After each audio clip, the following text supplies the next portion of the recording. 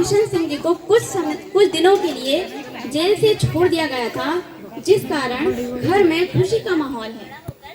देशभक्त बनेगा और भारत माता को इन अंग्रेजों से आजादी दिलाएगा। देखो तो कितना सोना बच्चा है, इसके नैने कितने प्यारे।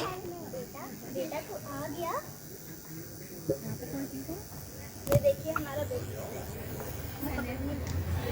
बेटा, ये बच्चा हमारे लिए बहुत भाग्यशाली है। देखो तो इसके आते ही मेरा बेटा किशन घर लौट आया। ये बच्चा हमारे लिए बहुत भागो वाला है। परवरिश एक राजनीतिक देशभक्ति परिवार में हो रही थी, इसीलिए आजादी के लिए उनके अंदर जबरदस्त जुनून बचपन में ही पैदा हो चुका था। गुलामी के भयानक दौर और अंग्रेजों के जुल्मों सितम ने उनके अंदर आजादी की चेतना को बचपन में ही विकसित कर दिया था। ऐसे कई गंभीर सवालात थे जो बचपन में उनके मन को सताने लगे थे। पिताजी, ये गोरे अंग्रेज हम हिंदुस्तानियों पर इतना जुल्म क्यों करते हैं? हम हिंदुस्तानियों का इतना अपमान क्यों करते हैं? बेटा, क्योंकि हम अंग्रेजों के गुलाम हैं ना, इसलिए। पिताजी, गुलाम क्या होता है? गुलामी एक बहुत बड़ी बीमारी है जहाँ पर हमारे हाथ पैर ही नहीं बल्कि हमारा दिमाग भी बंधा हुआ होता है।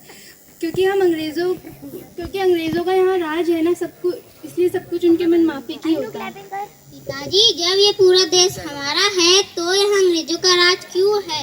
बेटा, ये तो एक बहुत बड़ी कहानी है, तुम नहीं समझ पाओगे, तुम अभी बहुत छोटे हो ना, इसलिए। नहीं पिताजी, मुझे बताइए, मैं सब समझ जाऊंगा। करीब 200 साल पहले जब अंग्रेज यहाँ मेहमान बनकर आए थे तो उनका एक मकसद यहाँ व्यापार करना भी था। फिर उन्होंने यहाँ के राजाओं से अनुमति ले ली और अपनी ईस्ट इंडिया कंपनी यहाँ पर स्थापित कर ली।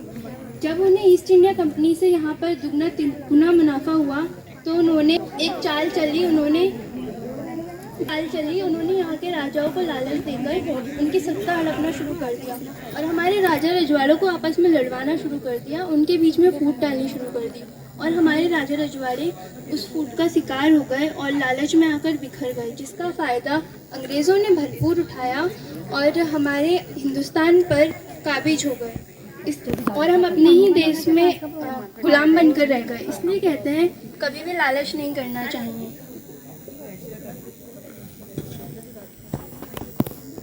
बेटा भगत सिंह, तुम ये क्या कर रहे हो? पिताजी, मैं अंग्रेजी हुकूमत के खिलाफ बंदूकें बोल रहा हूँ। ये आज़ादी में हमारे काम आएंगे। शाबाश बेटा, तुम जैसे जाबाज ही हमारे हिंदुस्तान को आज़ाद करवा सकते। और कुछ लोग शांतिपूर्ण तरीके से रॉलेट सभा कर रहे हैं। कहा जाता है यह वाला बाघ हत्याकांड मात्र एक घटना नहीं बल्कि एक त्रासदी थी। इस रॉलेट एक्ट के तहत अंग्रेजी सरकार बिना मुकदमा चलाए किसी को भी गिरफ्तार कर सकती है और जेल में डाल सकती है। बिना वारंट के गिरफ्तार कर जेल में डाल सकती है और तुम लोगों की तलाशी भी दे सकती है। ये हमारी आज़ादी को कुचलने के लिए बनाई गई साजिश है। इसलिए हम सभी इस सभा के माध्यम से रॉलेट एक्ट का विरोध करते हैं।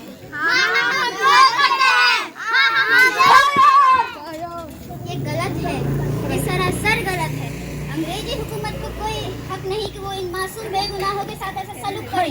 मैं भगत सिंह आज से संकल्प लेता हूँ कि आज से अभी से अपना पूरा जीवन इस हिंदुस्तान की आज़ादी के लिए समर्पित करता हूँ। मैं वो सब कुछ करूँगा जो मेरे बस में होगा। अगर जरूरत पड़ी तो अपने प्राण भी न्यौछावर कर दूंगा। हम लड़ेंगे, हम जरूर लड़ेंगे। हिंसा से नहीं बल्कि अहिंसा के रास्ते पर चलकर लड़ेंगे और हमारा हथियार होगा पूर्ण सहयोग आंदोलन। कोई भी हिंदुस्तानी ब्रिटिश हुकूमत का साथ नहीं देगी और उनके द्वारा पड़ोसी संस्कृति को नहीं अपनाएगी। सारे विदेशी कपड़े जरा दो, ऐसा हालात पैदा कर दो कि अंग्रेजों का काम ठप पड़ जाए। और मैं पूरा विश्वास से कह सकता हूँ अगर हम अहिंसा का ये रास्ता अपनाए तो बहुत जल्दी आजाद भारत में सांस लेंगे। गांधी जी की जय। अंग्रेजों भारत छोड़ो, अंग्रेजों भारत छोड़ो, गांधी जी की जय। अहिंसा का रास्ता असंभव साबित हुआ था। गांधी जी के नेतृत्व में भी गुलाम भारत में ब्रिटिश हुकूमत की क्रूरता, निरंकुशता और हिंसा का जवाब अहिंसा के सिद्धांत से देना मुश्किल ही नहीं बल्कि नामुमकिन साबित हुआ। कहीं न कहीं हिंसा ने अपना भयानक रूप दिखाया और गांधी जी ने असहयोग आंदोलन वापस ले लिया। भगत सिंह उस वक्त मात्र 13 साल के थे।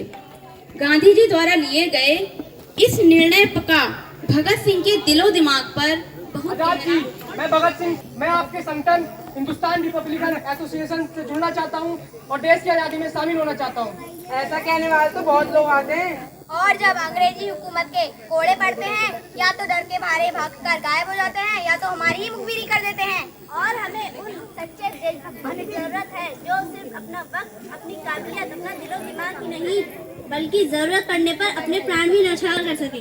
देश की आजादी के लिए मैं अपनी ओर से कोई सफाई देना नहीं चाहूँगा, बल्कि वक्त आने पर करके दिखाना चाहूँगा।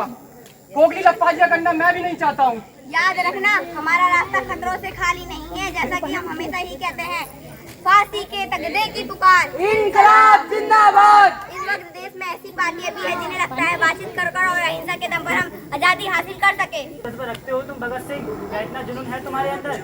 और मैं चीज समझता हूँ कि आजादी की जरूरत है, ना कि भाषणों की। मैं तुम्हारे जज्बे को सलाम करता हूँ। खैर, वक्त तुम्हारे जुनून और जज्बे का साक्षी बने। बिल पास किए जा रहे हैं। पहला, पब्लिक सेफ्टी बिल, जिसके तहत सरकार संदिग्धों पर बिना उन्हें हिरासत में रख सकती है। और दूसरा, ट्रेड, जो कि पूरी तरह से मजदूर विरोधी है। दोनों बिल का मकसद अंग्रेजी सरकार के खिलाफ उठ रही आवाजों को दबाना था, लेकिन असेंबली हॉल में दोनों बिलों को मंजूरी दे दी जाती है। Long live revolution, down with imperialism. Long live revolution, down with imperialism. इंकलाब जिंदाबाद, साम्राज्यवाद मुर्दाबाद। इंकलाब जिंदाबाद, साम्राज्यवाद मुर्दाबाद। Long live revolution, down with imperialism. इंकलाब जिंदाबाद, साम्राज्यवाद मुर्दाबाद। Long live revolution, down with imperialism. इंकलाब जिंदाबाद, साम्राज्यवाद मुर्दाबाद। राजगुरु तथा सुखदेव और बटुकेश्वर दत्त को कोर्ट में पेश किया गया। साम्राज्यवाद मुर्दाबाद। Long live revolution, down with imperialism. इंकलाब जिंदाबाद, साम्राज्यवाद मुर्दाबाद। Revolution, down with imperialism. इंकलाब जिंदाबाद, साम्राज्यवाद मुर्दाबाद। एक कोर्ट है। जज साहब, भगत सिंह और बटुकेश्वर दत्त द्वारा असेंबली हॉल में बम फेंका गया, जिससे वहां पर उपस्थित लोगों की जान माल को काफी नुकसान पहुंचा। और यह हमला उपस्थित लोगों को जान से मारने की नियत के तहत किया गया। और तो और पुलिस को इनके पास से पिस्तौल भी बरामद हुई। ये कृत्य किसी व्यक्ति विशेष ही नहीं बल्कि पूरी की पूरी शासन व्यवस्था के खिलाफ है। इस कृत्य पर इन पर कड़ी से कड़ी कार्यवाही होनी चाहिए। माय लॉर्ड, सुखदेव और राजगुरु द्वारा जॉन साइडन्स की हत्या की गई, इसलिए इन पर भी कड़ी से कड़ी कार्यवाही होनी चाहिए। झूठ, बिल्कुल झूठ। हमारे पास से पिस्तौल बरामद हुई, ये सरासर झूठ है। इतना तो हम भी जानते हैं कि बम और पिस्तौल के दम पर कोई क्रांति नहीं आती। असेंबली हॉल में हमने जो बम फेंका था उससे कोई घायल नहीं हुआ। हमने बम खाली जगह पर फेंका था। हमारा उद्देश्य बहरी अंग्रेजी सरकार को जगाने के लिए एक आवाज बुलंद करना था। अंग्रेजी हुकूमत को हम हिंदुस्तानियों के अहिंसात्मक तरीके से विरोध की आवाज सुनाई नहीं देती। अंग्रेजी सरकार बहरी है और बहरों को आवाज सुनाने के लिए एक धमाके की जरूरत थी, जो कि हमने किया।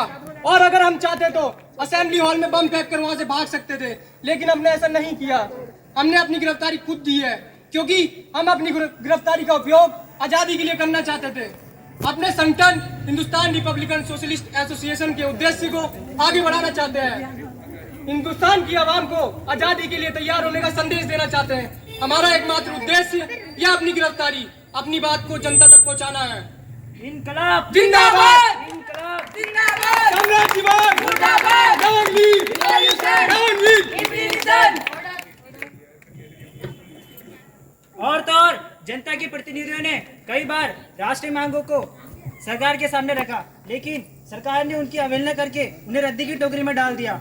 हम आंदोलनों पर विचार कर ही रहे थे कि सरकार पब्लिक सेफ्टी बिल तथा डिस्ट्रीब्यूट बिल को कानूनों में लेकर आ गई, और हम इन कानूनों को भर अमान्य समझते हैं। ये आजादी के आंदोलनों को कुचलने की एक साजिश है तथा करोड़ों मजदूरों को उनके प्राथमिक अधिकारों से वंचित रखने का एक हथियार मात्र है। इंकलाब जिंदाबाद, साम्राज्यवाद मुर्दाबाद, long live revolution, down with imperialism. इंकलाब जिंदाबाद, साम्राज्यवाद मुर्दाबाद।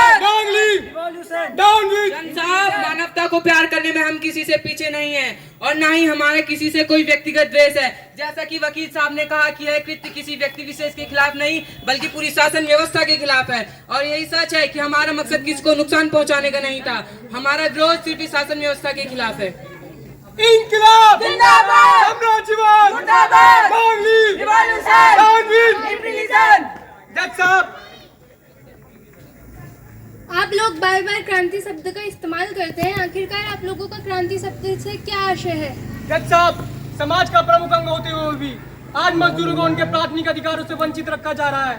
उनकी कमाई का सारा गाढ़ा धन ये शोषक पूंजीपति हड़प रहे हैं और नील की जबरन खेती के कारण हमारे अन्नदाता किसान दाने दाने के लिए मोहताज है।